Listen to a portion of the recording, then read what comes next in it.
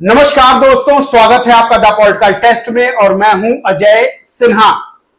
आज BSP supremo Mayawati ने अपनी ताकत का एहसास सबको करा दिया है। यानी जो लोग ये सोच रहे थे कि बीएसपी अब राजनीतिक रूप से अपनी ढलान पर है, तो बीएसपी सुप्रीमो मायावती ने आज ये बता दिया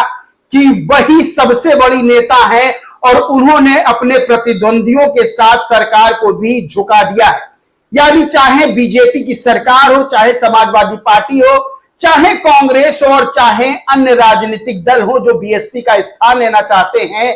बीएसपी सुप्रीमो मायावती ने दिखा दिया कि राजनीति की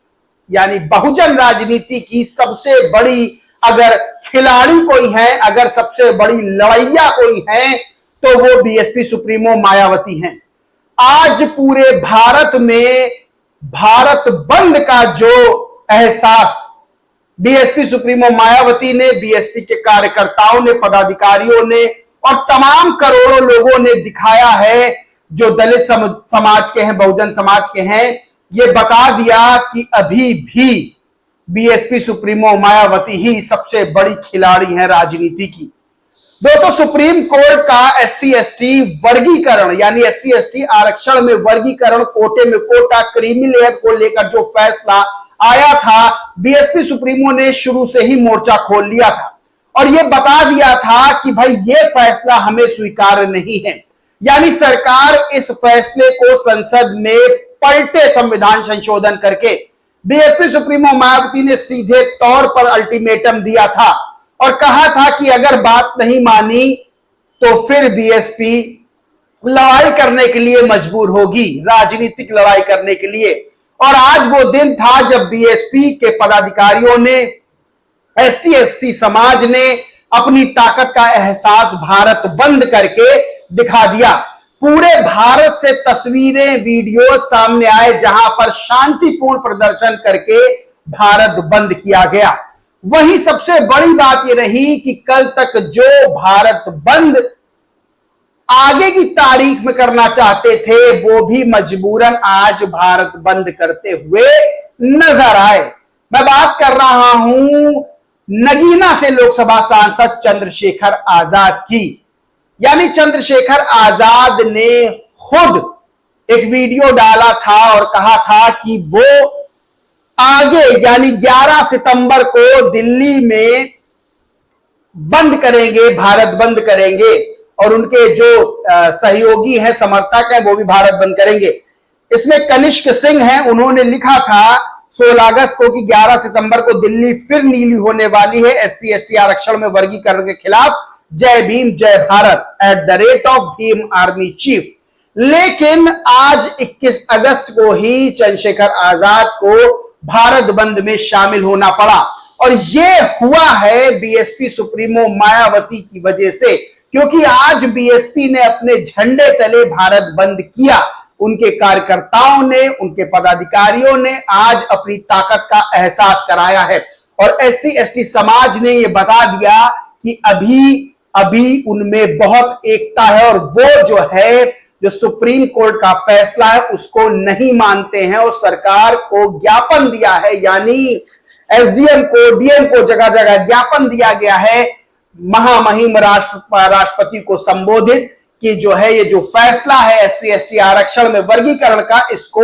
पलटा जाए। सबसे बड़ी बात क्या है कि आज सड़कें नीली नजर आई, यानी आसमान तो नीला नजर आता ही है, आज सड़कें भी नीली नजर आई और बीएसपी सुप्रीमो मायावती की ताकत का अंदाजा हो गया। वही ये भी बात साबित हो गई कि एससी एसटी की सबसे बड़ी नेता अगर कोई है तो बीएसपी सुप्रीमो मायावती हैं। दोस्तों, अभी हाल में जब चुनाव जो लोकसभा के बीते, उसमें किस तरह से आरक्षण का मुद्दा उठाकर वोट तो ले लिया गया दलितों का, बहुजनों का, लेकिन जब आज भारत बंद करने की बात आई तो तौर पर कहीं भी कांग्रेस नजर नहीं आई। वहीं समाजवादी पार्टी भी दो धड़ों में बटी नजर आ रही है इस मामले पर, क्योंकि धर्मेंद्र यादव जो सपा के सांसद हैं, वो इस सुप्रीम कोर्ट के फैसले का समर्थन करते हैं। अखिलेश यादव जो ट्वीट करते हैं तो लोग उनके ट्वीट पर लिखते हैं कि भाई आप तो जलेबी बना रहे हैं, आपका ट्वीट बिल्कुल क्लियर नहीं है। आप जो है आज जो अखिलेश यादव ने ट्वीट किया उस पर भी लोगों ने कमेंट किए कि भाई आप क्लियर बताइए, आप समर्थन में हैं या समर्थन में नहीं है। वहीं सबसे बड़ी बात यह है कि समाजवादी पार्टी के समर्थक थे वो भी कहीं कहीं छुटपुट जगह जो है इस आंदोलन में शामिल होते हुए नजर आए, समाजवादी पार्टी का झंडा लिए नजर आए, और कहीं कहीं वो बसपा के कार्यकर्ताओं के पीछे पीछे चल रहे थे, बसपा के कार्यकर्ताओं के साथ साथ चलने की कोशिश कर रहे थे, यानी वो अपनी सहभागिता दिखाने की कोशिश कर रहे थे। तो सबसे बड़ी बात यह है कि आज के आंदोलन से एक बात तो बिल्कुल साफ हो गई कि अभी भी बहुजनों की राजनीति को बीएसपी सुप्रीमो मायावती लीड करती हैं, और जब लीडरशिप की बात आती है तो वो आगे आगे रहती है, और बाकी नेता चाहे वो SC ST समाज के हो, चाहे वो अन्य राजनीतिक दल हो, वो अभी बीएसपी सुप्रीमो मायावती के बहुत पीछे नजर आते हैं, और ये आज बात भारत बंद में साबित हो गई। लेकिन सबसे बड़ी बात क्या रही कि जहां भारत बंद का व्यापक असर देखने को मिला है, तो वही मेन स्ट्रीम मीडिया से लेकर तमाम सोशल मीडिया के जो यूट्यूबर्स है, चैनल्स है, उन्होंने भारत बंद को बहुत कायदे से निगलेक्ट किया है, यानी नहीं दिखाया है, ना वीडियोस दिखाए गए, ना उस पर खबरें दिखाई गई हैं। वहीं जो मेन स्ट्रीम मीडिया है उसने भी बस लगी पुती खबरें जो है दिखाने की कोशिश की है, यानी एक खबर के तौर पर दिखाया है, जबकि बहुत बड़ा आंदोलन, शांतिपूर्ण ये आंदोलन रहा है। वहीं यूट्यूब जो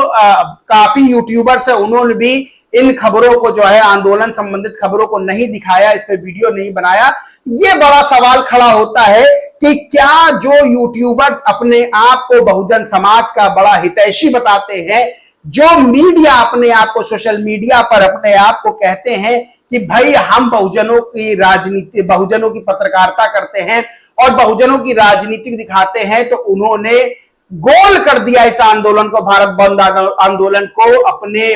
चैनल पे जगह तक नहीं दी। वहीं मेन स्ट्रीम मीडिया में ये खबर बहुत जो है साधारण ढंग से दिखाई गई है, यानी आंदोलन की तरह नहीं बल्कि एक साधारण खबर की तरह दिखाई गई है। ये बड़ा सवाल खड़ा होता है कि क्या जो है कथित तौर पर जानबूझ के इस खबर को दबाने की कोशिश की गई है। लेकिन जो सोशल मीडिया पर कहते हैं आप सबके पास कैमरा है, सब वीडियो बनाते हैं, और सोशल मीडिया पर फोटोज और वीडियोस की भरमार है, आप सब जाके देख सकते हैं कि व्यापक असर इस भारत बंद का हुआ है। क्योंकि शांतिपूर्ण प्रदर्शन था, शांतिपूर्ण यह आंदोलन था, तो इसमें जबरदस्ती ना किसी जो बीएसपी कार्यकर्ता या अन्य आंदोलनकारी प्रदर्शनकारियों ने ना किसी की दुकान बंद कराई, ना किसी की गाड़ी रोकी, प्रशासन से सहयोग करके चले हैं। छुटपुट जगह जो है, एक जगह खासतौर से बिहार में लाठीचार्ज की जो घटना सामने आई, लेकिन छुटपुट जगह इस तरह की चीजें हुई हैं, बाकी जगह पूरा जो है लगभग पूरा आंदोलन आज शांतिपूर्ण निपटा है। और ये बड़ी बात है किसी भी आंदोलन की, क्योंकि आंदोलन की असली ताकत शांति ही होती है। जब तक शांति बनी रहती है आंदोलन सफल होता है, और जैसे ही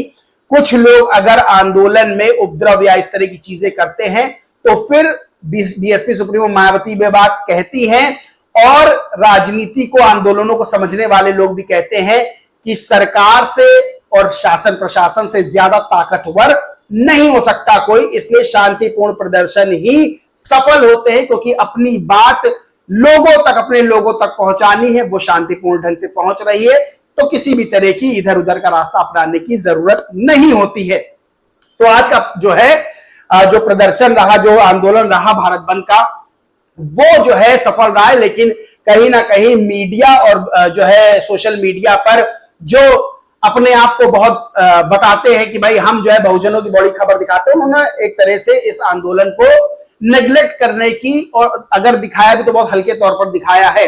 अब सबसे बड़ी बात यह है कि आज जो भारत बंद हुआ है, आज जो भारत बंद की ताकत बीएसपी सुप्रीमो ने भारत बंद के दौरान दिखाई, उनके कार्यकर्ताओं पदाधिकारियों ने उत्तर प्रदेश से लेकर पूरे भारत में दिखाई है, उसने बता दिया है कि अब जो है राजनीति में बड़ा परिवर्तन आने वाला है। यानी बीएसपी सुप्रीमो मायावती की जो ताकत थी, आज उस ताकत का प्रदर्शन जो है बीएसपी के कार्यकर्ताओं ने कर दिया, और ये बता दिया है कि बीएसपी सुप्रीमो मायावती की और बीएसपी की ताकत क्या है। सबसे बड़ी बात यह है कि उत्तर प्रदेश में उपचुनाव होने हैं 10 सीटों पर विधानसभा के, और 2027 में जो है विधानसभा के चुनाव उत्तर प्रदेश में होने, हरियाणा में चुनाव हैं, महाराष्ट्र में चुनाव होने हैं, जम्मू कश्मीर में चुनाव होने हैं, तो सबसे बड़ी बात यह है कि ये आंदोलन यानी आज जो भारत बंद का हुआ है, ये बड़ी मात्रा में अपना असर डालेगा, बड़ी जो है बड़े पैमाने पर असर डालेगा भारत की राजनीति में, उत्तर प्रदेश की राजनीति में। और इसने बहुत बड़े दरवाजे खोल दिए हैं बीएसपी की वापसी के। और ये बातें भी अब सोशल मीडिया पर होने लगी हैं कि बीएसपी की तगड़ी वापसी हो रही है, बीएसपी सुप्रीमो मायावती की तगड़ी वापसी हो रही है, क्योंकि ताकत का प्रदर्शन आज हो गया है। और बीएसपी के झंडे तले जो प्रदर्शन आज हुआ है, उसने दिखा दिया है कि बीएसपी सुप्रीमो मायावती का राजनीति में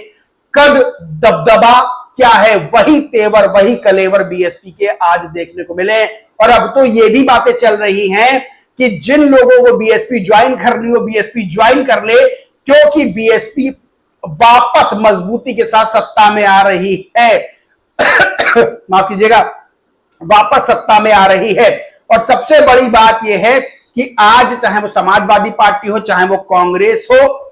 चाहे वो भारतीय जनता पार्टी हो, सबके सब बीएसपी के आगे फीके नजर आए हैं। कांग्रेस, समाजवादी पार्टी ने यानी इंडिया गठबंधन ने आरक्षण के नाम पर वोट तो लिया, तो अब लोग ये सवाल कर रहे हैं कि आरक्षण के नाम पर दलितों का, बहुजनों का वोट ले लिया, लेकिन आज जब भारत बंद करने की बात आई तब जो है इस आंदोलन से सब कटे कटे रहे। कांग्रेस तो कहीं नजर नहीं आई। समाजवादी पार्टी के कुछ कार्यकर्ता बीएसपी के कार्यकर्ताओं के साथ मिलकर ज्ञापन देने पहुंचे। जो तस्वीरें सामने आई हैं, वो जो है जो तस्वीरें सामने आई वो ये बताता है कि समाजवादी पार्टी के भी कार्यकर्ता जो है वो बीएसपी के साथ मिलकर ही चलना चाहते हैं। यानी जिन बहुजनों का, जिन एससी एसटी समुदाय का वोट लिया था, अब ये पता चल गया है अन्य राजनीतिक दलों के कार्यकर्ताओं को भी कि अब उनका वोट लेना बेहद मुश्किल है। इसलिए वो बीएसपी के झंडे तले, भले ही वो अपना झंडा लिए थे, लेकिन बीएसपी के झंडे तले ही चलते चलते नजर आए हैं। वही बीएसपी की जगह लेने की जो नेता सोच रहे थे उत्तर प्रदेश में, उनको भी अब इस 21 अगस्त के भारत बंद में अपना जो है झंडा उठाना पड़ा, शामिल होना पड़ा। तो ये बताता है कि बीएसपी सुप्रीमो मायावती बहुजन राजनीति का ट्रेंड सेट करती हैं, यानी ट्रेंड सेटर हैं। और जब वो ट्रेंड सेट करती हैं बहुजन राजनीति का, तो उस ट्रेंड के पीछे पीछे अन्य नेता रहते हैं और बीएसपी सुप्रीमो ही सबसे